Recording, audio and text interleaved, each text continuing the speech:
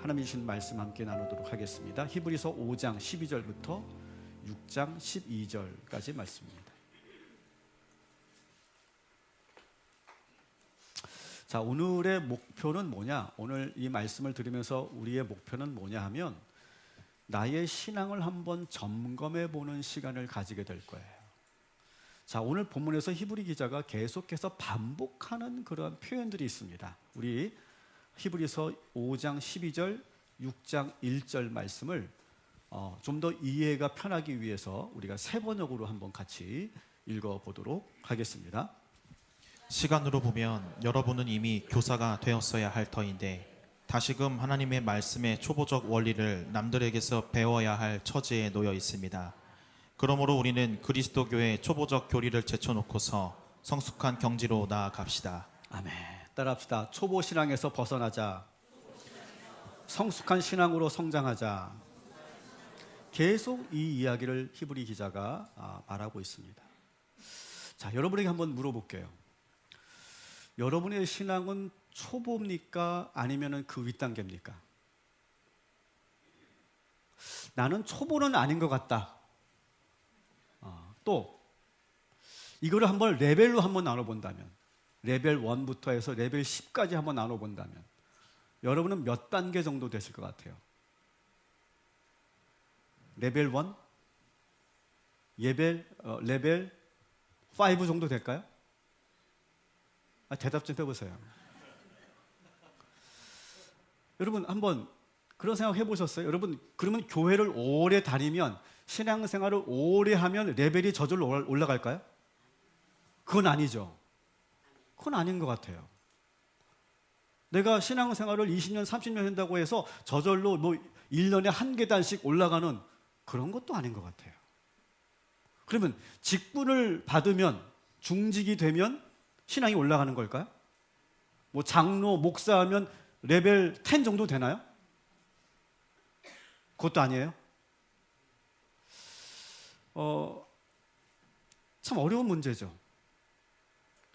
저는 그래서 그렇지 않아도 우리 성도들의 신앙을 평가할 수 있는 어떤 체크리스트나 어떤 평가 방법이 있으면 좋겠다라고 생각해 본 적이 있어요. 그래서 1년에 한 번씩 한번 체크를 하는 거야. 1년에 한 번씩 시험도 한번 보고, 그래가지고 1등부터 꼴등까지 한번 쫙 한번 등수를 매겨가지고, 레벨을 매겨가지고 요 분단은 레벨 1에서 3까지, 저쪽은 이제 레벨 한 어디까지, 그렇게 한번 매겨봤으면 좋겠다라고 하는 생각을 제가 5초 해봤어요. 5초 해봤어요. 그건 대단히 위험한 일이죠. 저는 개인적으로 학교에서 그런 시도들이 있기는 하는데, 학교에서는 일제고사 같은 거 저는 반대합니다. 그래서 아이들을 1등부터 꼴등까지 이렇게 서열을 만들고 등수화를 해가지고 그렇게 가는 거, 물론 거기에 좋은 점도 많이 있겠지만 저는 상당히 조심스럽다고 생각해요. 위험하다고 생각해요. 교회는 더더욱 그렇죠. 제가 담임 목회자로서 성도들을 관리하기 위해서 1등부터 꼴등까지 신앙 레벨을 이렇게 한번 평가해 보고 싶다는 생각을 단 5초만 하고도 아니다, 이거는. 여러분, 신앙은요, 우리의 신앙은 하나님께서 평가하시고 판단하시는 줄 믿으시기 바랍니다. 그리고 모르긴 몰라도 우리 교회에 지금 여러분들을 신앙 레벨로 이렇게 등수화 매긴다면 엄청나게 우리가 생각지 못한 부작용들이 많이 생길 거예요. 그렇지만 오늘 여러분들이 이 말씀을 들으면서 적어도 여러분들이 내가 어느 단계에 있는지, 내가 초보 신앙인지 아니면 내가 그 위에 그래도 이 초보 신앙을 뛰어넘은 그런 단계에 있는지는 여러분 스스로 점검해 보시는 그런 시간이 되기를 바랍니다. 적어도 한번 여러분 오늘 이 시간 여러분의 신앙을 잘 돌아보는 그런 귀한 시간이 되시기를 주님의 이름으로 축원합니다. 자, 그래서 6장 1절부터 2절을 보면 초보 신앙은 어떤 단계인지를 자세하게 설명하고 있습니다. 우리 1절, 2절을 같이 읽겠습니다. 그러므로 우리는 그리스도교의 초보적 교리를 제쳐놓고서 성숙한 경지로 나아갑시다. 죽은 행실에서 벗어나는 회개와 하나님에 대한 믿음과 세례에 관한 가르침과 안수와 죽은 사람의 부활과 영원한 심판과 관련해서 또다시 기초를 놓는 일이 없어야 하겠습니다. 아멘. 자, 이 말씀을 보면 이렇게 되어 있어요. 그리스도의 초보적 교리를 제쳐놓고 어떻게 합니까? 성숙한 단계로 나아가자. 자, 이 말씀을 우리가 통해서 알 수 있는 것은 초보 신앙은 분명히 있는 것 같아요. 그죠? 우리 초신자가 있잖아요. 초신자. 처음 예수 믿는 사람들, 처음 신앙을 사는 사람들 있잖아요. 그러니까 그 단계는 분명히 있는 것 같아요. 자, 두 번째 우리가 알 수 있는 건 2절에 보면 또다시 기초를 놓는 일이 없어야 하겠습니다라고 하는 말이 있어요. 이 말은 뭐냐면 우리의 신앙은요, 관리하지 않으면, 깨어있지 않으면 우리의 신앙은 퇴보한다는 거예요. 퇴보해요. 그냥 연수만 간다고 저절로 믿음이 이렇게 상승하는 게 아니라 떨어지기도 한다는 거예요. 여러분 다 경험하셨잖아요. 그죠? 그러니까 믿음을 우리가 나의 믿음을 잘 관리하지 않으면 기초에 머물거나 정체되거나 아니면 퇴보하기도 한다라고 하는 것을 오늘 이 말씀을 통해 우리가 알 수 있는 거예요. 그래서 지금 이 히브리서 기자가 이 유대 그리스도인들의 그 믿음의 퇴보를 놓고 지금 계속 권면하고 있는 말씀이 바로 히브리서 아닙니까? 사랑하는 성도 여러분, 신앙의 초보에서 벗어나게 되시기를 주님의 이름으로 축원합니다. 그리고 여러분의 믿음이 퇴보하지 않게 되기를 주님의 이름으로 축원합니다. 자, 다시 한번 이 본문을 자세히 보려고 해요. 여기에 보니까 초보 단계의 기본 교리들이 나오고 있어요. 한번 같이 보면 크게 6가지입니다. 자, 그리스도의 초보적 교리가 뭐냐? 첫 번째는 죽은 행실에서 벗어나는 회개. 그 다음에 하나님에 대한 믿음, 세례에 대한 가르침, 안수, 죽은 사람의 부활, 영원한 심판. 자, 한마디로 말하면 6가지. 회개, 믿음, 세례, 안수, 부활, 심판, 종말. 이것이 그 당시 초대교회 성도들 가운데 이제 처음 예수를 믿는 사람들이 기초적으로 배웠던 복음의 핵심이에요. 그러니까 우리 교회 양육과정으로 본다면 초신자 교육, 새가족 교육, 그리고 1:1 양육 정도가 여기에 해당된다고 볼 수 있어요. 제가 오늘 이 6가지를 아주 여러분들이 쉽게, 아주 짧게 제가 잘 정리해 드리려고 합니다. 한번 키워드를 한번 보여주세요. 자, 여러분들이 회개라고 외치면 제가 회개에 대한 그런 내용을 여러분들에게 정리해 드리도록 하겠습니다. 자, 첫 번째. 그 정도에서는 안 해요. 다시 한번 더 힘차게 시작. 자, 여러분, 예수 믿는다는 것은 우리의 삶을 돌이키는 겁니다. 우리의 삶이 돌이켜지기 위해서는 우리가 회개해야 됩니다. 여러분, 모든 관계의 기본 원리가 있죠. 관계가 회복되려면 내 잘못을 인정하고 용서를 구해야 관계가 회복되죠. 부부싸움 해보시잖아요. 우리가 부부싸움 할 때 어떻게 합니까? 내가 미안해, 잘못했어 라고 해야 그 부부관계가 다시 유지되고 회복되지 않습니까? 마찬가지예요. 하나님과의 관계가 회복되기 위해서는 뭘 해야 반드시? 회개해야 됩니다. 회개하면 우리 예수님께서 반드시 우리의 죄를 용서하여 주시는 줄 믿습니다. 예수 보혈의 피로 우리의 죄를 깨끗게 하여 주실 줄 믿습니다. 그래서 오늘 이 시간 여러분 예배 드릴 때 회개의 기도를 드린 거예요. 자, 두 번째 시작. 여러분, 하나님은 여러분을 사랑하십니다. 여러분 믿으십니까? 하나님은 우리를 너무너무 사랑하셔서 독생자 아들 예수 그리스도를 우리들에게 보내주셨고, 예수님은 또 우리를 너무너무 사랑하셔서 십자가에 달려 죽으시고 물과 피를 쏟으시며 우리를 사랑하셨어요. 그래서 믿음이라고 하는 것은 뭐냐? 따라합시다. 하나님의 사랑, 예수님의 사랑을 믿는 것입니다. 여러분, 이 사랑을 믿으시기를 주님의 이름으로 축원합니다. 두 번째 믿음은 뭐냐? 따라합시다. 예수님은 하나님이시다. 우리 기독교에서 믿음이라고 하는 것은 두 가지를 믿는 거예요. 하나님이 우리를 사랑하신다는 거. 두 번째, 예수님이 우리의 하나님이 되신다는 것. 여러분들이 그것을 분명하게 믿어야 우리 교회의 성도가 되는 것입니다. 두 가지 믿음을 여러분 꼭 기억하십시오. 세 번째, 시작. 자, 세례. 여러분, 그리스도인이 되기 위해서는요, 반드시 세례를 받아야 합니다. 이번 성탄절에 유아 세례가 있을 텐데, 우리 성탄절 유아 세례를 통해 우리 아이들이 우리 교회의 일원이 되고, 그리고 한 성도가 되는 것입니다. 그리고 세례를 받음으로 인해서 우리는 세상 사람들과 구별된 존재가 되는 겁니다. 그리고 물속에 들어가서 나오는 그 과정은 내가 죽었다가 다시 살아나는 과정을 의미하는 것입니다. 그리고 그 깨끗한 물로 우리의 죄가 완전히 깨끗하게 되었음을 선포하는 것이 바로 세례인 것입니다. 네 번째, 시작. 영적 지도자들에게 여러분들은 안수를 받으실 수 있습니다. 우리가 안수를 받는 이유는 그 안수를 통해 하나님의 축복과 놀라운 기적을 경험할 수 있기 때문입니다. 하나님께서는 교회의 지도자들을 통해 일하십니다. 그리고 그들의 손이 우리 머리 위에 얹어질 때, 안수할 때 하나님의 능력이 나타나게 될 것입니다. 그리스도의 보혈의 피로 덮여지는 그런 체험을 하게 될 것입니다. 성령의 기름 부어짐이 일어나게 될 줄 믿습니다. 그리고 이 안수는 우리가 직분을 받을 때 받게 됩니다. 구약에서 보면 제사장과 그리고 왕과 선지자들은 기름 부음을 받았던 것처럼 우리 교회의 직분자가 되기 위해서 안수를 받고, 안수받은 그들은 우리 교회의 영적 지도자로서 그 권위를 우리는 존중해 주고 인정해 줘야 이 교회가 질서가 생기는 것입니다. 여러분, 안수받은 교회 지도자들을 여러분 존경해 주시고 그 권위를 인정해 주셔야 합니다.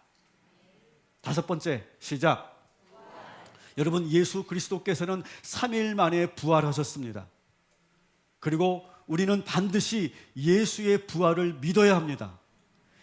내가 그리스도인이냐 아니냐의 중요한 것은 내가 예수의 부활을 믿느냐 아니냐예요.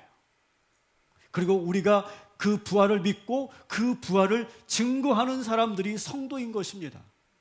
이것이 우리의 사명입니다. 그리고 예수께서 부활하셨듯이 우리도 역시 죽어서 부활하게 될 줄 믿습니다. 그렇기 때문에 이 세상의 그 어떠한 고난도 핍박도 우리는 두렵지 않습니다. 왜? 우리는 다시 부활할 것이기 때문에.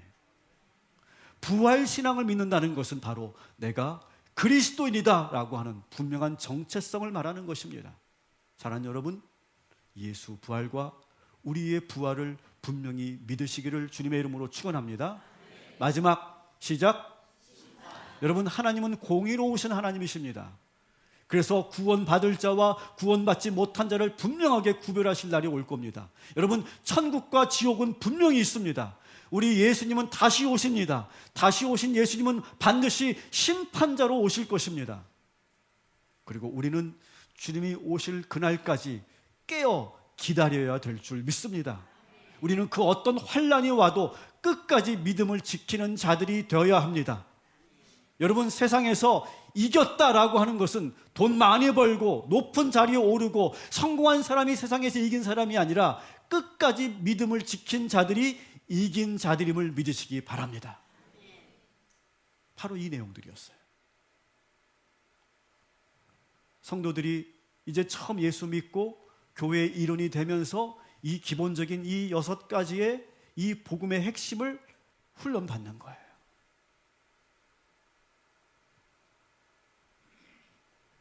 여러분, 이 복음의 이 베이스가 여러분에게 확고하게 자리 잡게 되기를 주님의 이름으로 축원합니다. 자, 그런데 중요한 것은 이 기초가 되는 복음을 뛰어넘는 새로운 단계로 나아가야 된다라고 하는 것이 오늘 히브리서 기자가 계속 강조하는 말이라고 그랬죠. 1절에 보니까 이렇게 돼 있어요. 그러므로 우리가 그리스도의 도의 초보를 버리고, 이렇게 돼 있어요. 2절에 기초 교훈의 털을 다시 닦지 말고 완전한 대로 나아가라. 다시 말하면 초보 단계에 머무르지 말고 완전한 대로, 다시 말하면 성화와 완전의 단계로 나아가라는 거예요. 그러면서 이 히브리 기자가 초보 단계에 뛰어넘는 그런 더 높은 신앙의 단계에 이르는 그런 과정들을 오늘 이 시간 본문에서 5가지를 말하고 있는데 오늘은 4가지만 제가 얘기할 거예요. 4가지. 6가지의 기초 교리를 뛰어넘는 5가지의 그런 고급 단계가 있다는 거예요. 자, 첫 번째가 뭐냐? 따라합시다. 시험을 이기는 능력.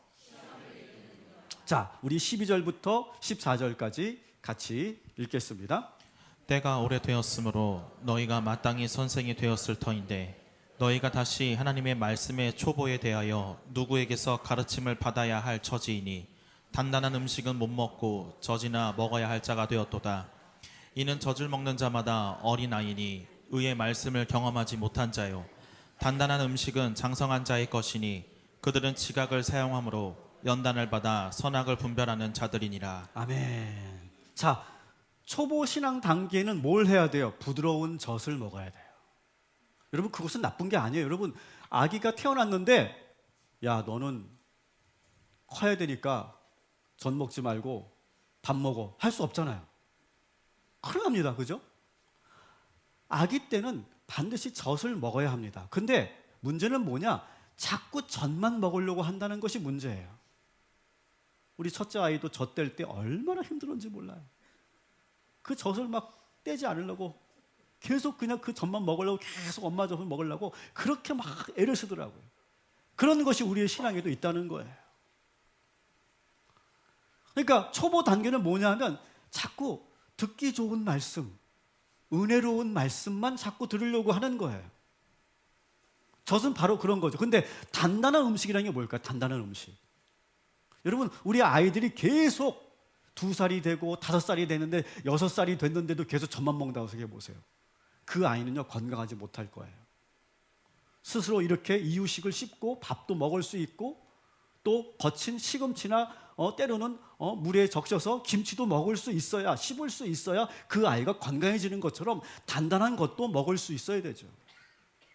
성장하려면 부드러운 것만, 먹기 좋은 것만 먹으면 안 되죠. 때로는 거칠고 단단한 것도 씹을 수 있어야 돼요. 저 어릴 때 참 싫었던 것이 4가지가 있어요. 콩이 왜 이렇게 싫은지. 지금도 잘 안 먹어요, 솔직히. 그 다음에 시금치, 당근, 브로콜리. 이것은 전 세계 모든 어린이들의 혐오식품이야. 그런데 어때요? 나이가 드니까 이게 다 먹게 되더라고요. 왜 먹게 되느냐? 젊을 때는, 어릴 때나 젊을 때는 맛으로 먹죠, 맛. 야, 맛있는데, 단데, 짠데, 매운데, 맛으로 먹는데 이제 저처럼 저 정도 나이가 되니까 몸에 좋은 걸 먹더라고요. 그렇죠? 몸에 좋은 걸. 자, 14절 우리 한번 같이 읽겠습니다. 단단한 음식은 장성한 자의 것이니 그들은 지각을 사용함으로 연단을 받아 선악을 분별하는 자들이니라. 아멘. 단단한 음식은 뭐냐? 따라합시다. 연단이라는 말을 여러분 잘 보세요. 단단한 음식이라는 건 뭐냐? 우리가 신앙생활을 하면서 우리가 이 세상을 살면서 여러 시험과 연단을 받게 되죠. 시련을 경험하게 되죠. 그 시련과 시험을 통해서 우리가 어떻게 됩니까? 성숙해지죠. 그러면서 인생을 알게 되죠. 지혜를 경험하게 되죠. 그러니까 여러분, 학교 다닐 때 공부 아무리 잘해도 소용없어요.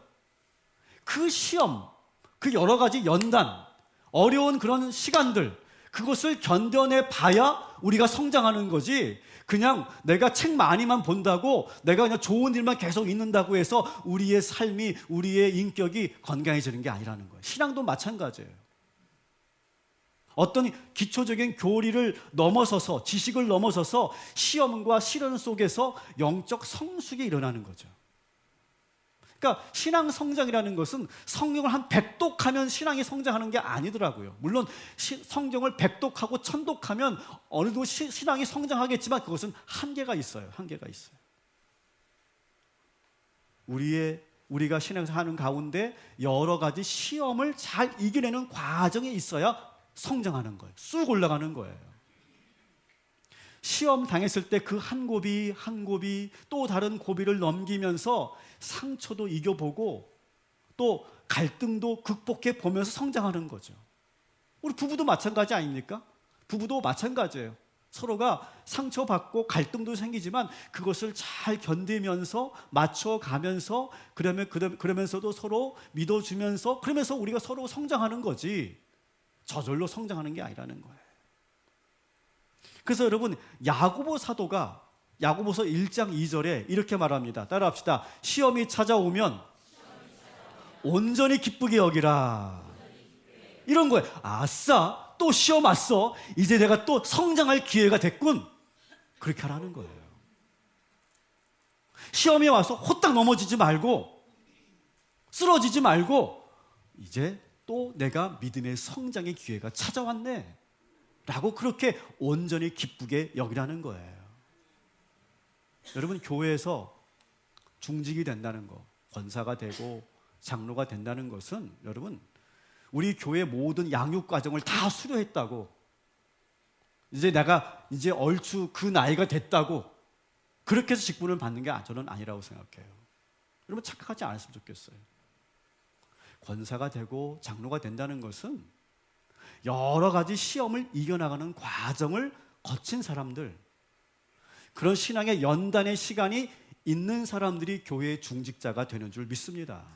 사랑하는 성도 여러분, 믿음의 시험을 잘 이겨나가시기를 주님의 이름으로 축원합니다. 그래서 여러분의 믿음이 초보 딱지를 떼고 성숙의 단계로 나아가는 모든 시험을 이기는 능력을 여러분 소유하게 되시기를 주님의 이름으로 축원합니다. 이게 첫 번째. 두 번째는 뭐냐? 이제 기초 단계에서 이제 상승 단계로 가는 두 번째는 성령의 역사를 경험해야 돼요.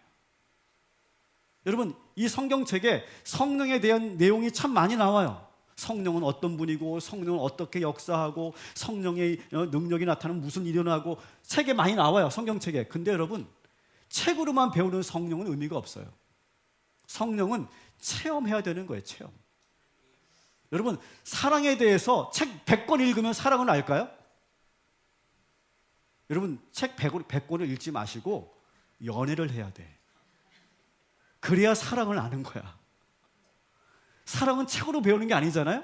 그죠? 체험으로 아는 거잖아요. 마찬가지예요. 성령도 체험을 해야지 성령에 대한 지식을 가지고 있는 의미가 없어요. 자, 그래서 오늘 말씀에 보면 히브리서 6장 3절 5절을 보면 성령의 역사가 나타나는 거예요. 그때 우리의 믿음이 성장한다는 건데, 성령의 역사가 성령이 체험하게 되면 세 가지 역사를 경험하게 되죠. 은사와 성령의 나누어지는 일과 말씀의 능력을 받게 된다라고 하는 거예요. 자, 한번 우리 히브리서 6장 3절 5절 같이 읽겠습니다. 하나님께서 허락하시면 우리는 그렇게 할 수 있을 것입니다. 한번 빛을 받아서 하늘의 은사를 맛보고 성령을 나누어 받고 또 하나님의 선한 말씀과 장차 올 세상의 권능을 맛본 사람들. 자, 아멘. 자, 하나님께서 우리에게 성령님을 보내주시면, 허락하시면 다양한 은사를 받게 돼요. 성경에 보면 방언이 터지고 예언을 하게 되고 병든 자들이 고침받고 귀신을 쫓아내는 능력 등 다양한 은사가 나타나죠. 이 은사는요, 우리가 사모하면 우리 성령께서 값없이 주시는 선물이 바로 은사예요.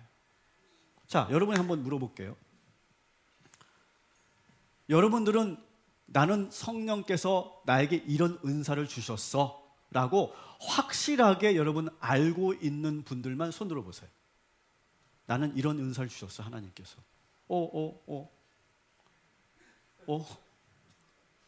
모르세요?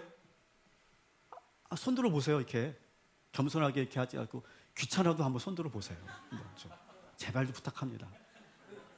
나는 이런 은사를 하나님께서 주셨어. 손 들어보세요. 네, 좋습니다. 일부 때는 되게 많았는데. 여러분, 그게 바로 초보 단계를 벗어나는 단계라는 거예요. 나에게는 하나님께서 이런 은사를 주셨어. 분명하게 아는 거. 이 과정이 꼭 필요하다. 여러분, 손 안 드신 분들 몇 분 제가 보이는데, 제가 보기에 그분들 다 은사를 받았거든요. 근데 본인이 모르고 있거나 소멸하고 있는 거예요, 지금. 제가 보면 알거든요. 저분은 섬김의 은사가 있고 저분은 선교의 은사가 있고 저분은 기도의 은사가 있고 믿음의 은사가 있는데 안 들어. 몰라 지금. 그럼 여러분 그 은사가 소멸되는 거죠. 여러분 성령께서 우리에게 은사를 주시는 줄 믿습니다. 여러분 그 은사를 분명하게 알 필요가 있어요. 하나님은 나에게 이런 은사를 주셨어. 그게 초보 단계를 벗어나는 것이다라고 하는 거. 두 번째는 뭐냐? 성령의 능력이 나타나요. 그걸 체험해야 돼요. 오늘 말씀에 보면 성령을 나누어 받는다 이렇게 돼 있죠. 나누어 받고 나누어진다는 거예요. 임파테이션이라고 영어로 하는데 전이 된다는 거예요. 전이. 그래서 이런 거죠. 내가 성령을 받았는데 내가 받은 성령이 옆 사람에게 전이 되는 거예요. 나누어지는 거예요. 그런 체험이 있느냐라고 하는 거예요. 여러분 우리 교회에서 우리가 기도할 때 여러분 성령의 임파테이션, 성령의 전이가 나타나는 체험을 우리가 해야 될 줄 믿습니다. 저는 꼭 여러분에게 권면합니다. 금요 성령 집회를 여러분 사모하셔야 돼요. 우리가 이 주일 예배에서도 성령의 임파테이션이 나타나게 하겠지만 금요 성령 집회 때 막 불이 붙고 우리의 가슴이 활짝 열리고 능력을 받는 그런 이 밤을 여러분 사모하셔야 돼요. 이 체험이 있느냐라고 하는 거예요. 우리 안에서 뜨거운 불 같은 성령의 능력이 있어서 내 속사람이 강건해지고 그래서 웬만한 일에 내가 상처받지 않고 내가 넘어지지 않고 오히려 핍박하는 자들에게 오히려 담대하게 주의 복음을 전하고 초대교회 성도들이 그랬잖아요. 처음에는요 성령 받기 전에는요 다락방에 숨어 있었는데 이들이 성령을 받고 나니까 밖으로 나가서 예수의 부활을 전합니다. 그 당시 예수의 부활을 전하면 죽는 거예요. 근데 그걸 알면서도 예수의 부활을 전합니다. 왜? 성령이 내게 임했으니까. 두려움이 없어지니까. 여러분 그런 능력이 여러분에게 나타나게 되기를 주님의 이름으로 축원합니다. 그러면서 어떻게 됩니까? 순교를 두려워하지 않습니다. 핍박을 두려워하지 않게 돼요. 그래서 담대하게 복음을 전하니까 그 엄청난 로마 제국이 어떻게 됩니까? 기독교 국가가 되잖아요, 여러분. 그리고 성령이 임하면 말씀의 권능이 나타나요. 성령님이 하시는 역할이 뭐냐면 말씀이 어느 순간부터 깨달아지기 시작하고요. 말씀이 다 이해가 되고 그렇게 믿지 못했던 말씀인데 다 믿어지기 시작해요. 자꾸 내가 과학적으로 보려고 하고 자꾸 상식의 눈으로 보려고 하는데 그러니까 믿어지지 않았는데 어느 순간부터 성령이 나와 함께 하시니까 모든 말씀이 막 믿어지기 시작하는 거예요. 그리고 말씀의 능력이 있어서 내가 말씀으로 선포하면 마귀가 쫓겨가고 그런 영적 체험이 있느냐라고 하는 거예요. 그런 체험이 있으시기를 주님의 이름으로 축원합니다. 마지막이에요. 이제 초보 단계에서 넘어서는 고급 단계는 뭐가 있느냐? 사역의 열매를 맺게 돼요. 사역의 열매. 자, 우리 6장 7절 말씀을 우리 같이 읽겠습니다. 땅이 자주 내리는 비를 흡수하여 농사짓는 사람에게 유익한 농작물을 내주면 그 땅은 하나님께로부터 복을 받습니다. 아멘.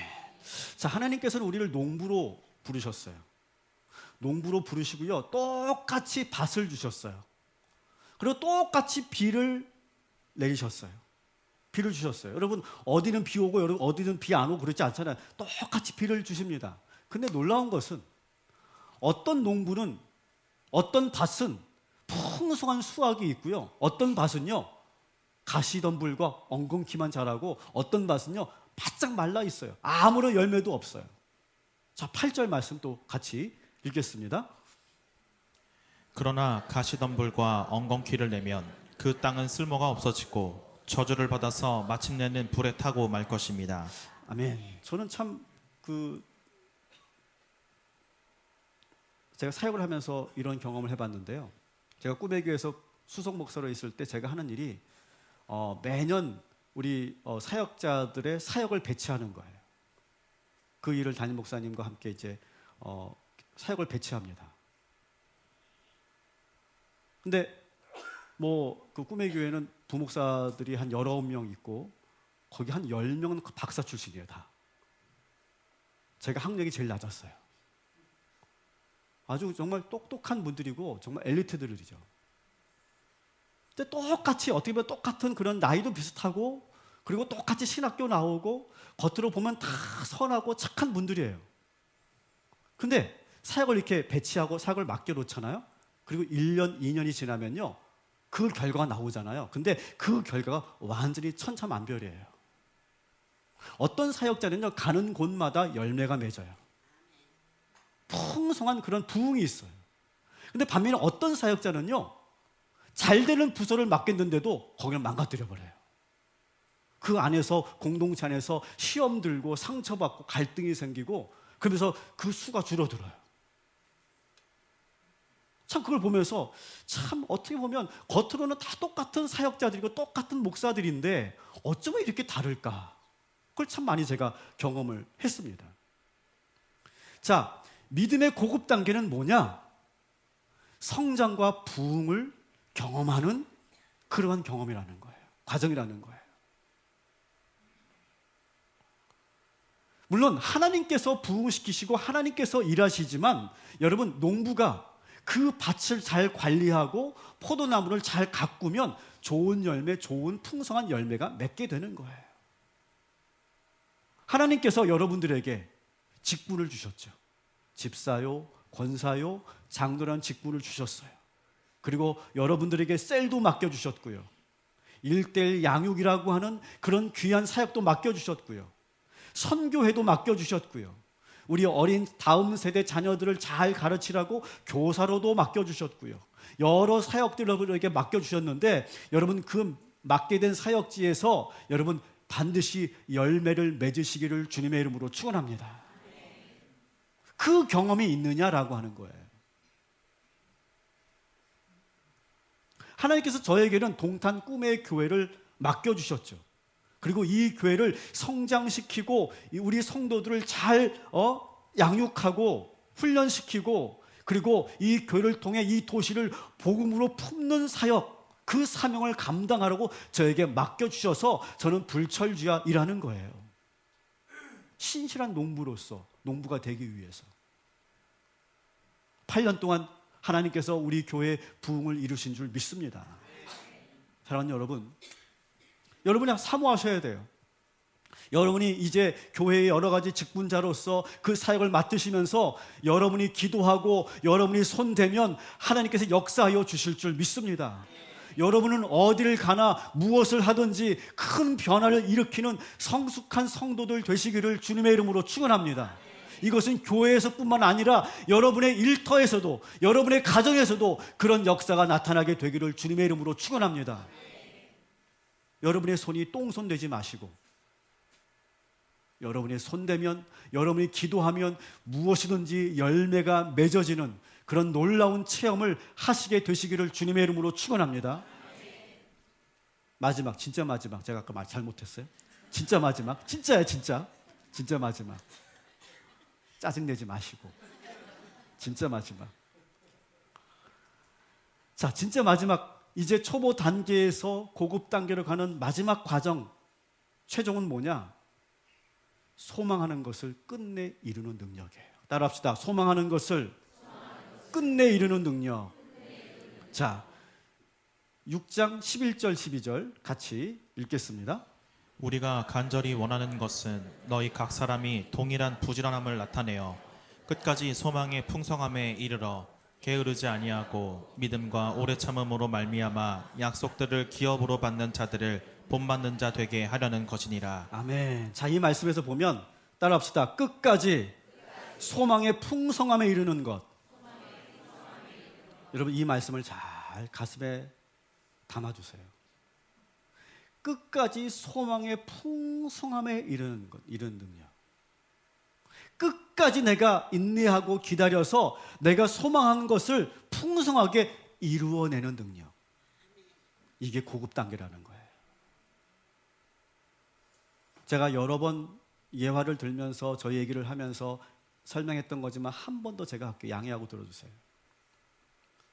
저는 꿈의 교회 2002년 3월 31일에 부임했어요. 근데 그날 저는 생생하게 기억합니다. 왜냐하면 제가 그때 첫 기도를 하나님께 드린 기도가 있기 때문에 그래요.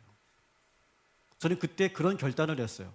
내가 이제 전도사가 아니라 이제 목사가 되었고 처음으로 내가 부사역자가 됐는데, 부목사가 됐는데, 꿈의 교회 부목사가 됐는데 나는 계속 교회를 옮기지 않겠다. 제가 그런 결단을 했어요. 이리저리 옮겨 다니지 않겠다. 그러면서 제가 이렇게 기도했어요. 하나님, 이 꿈의 교회가 부목사로서 사역하는 첫 사역지이자 마지막 사역지가 되게 하여 주시옵소서. 그 기도를 하나님께 들으시고 제가 한 교회에서 16년을 내가 사역할 수 있었던 거예요. 여러분, 저는 그렇게 믿어요. 저는 제 체험상 저는 분명하게 확실하게 여러분에게 말씀드릴 수 있어요.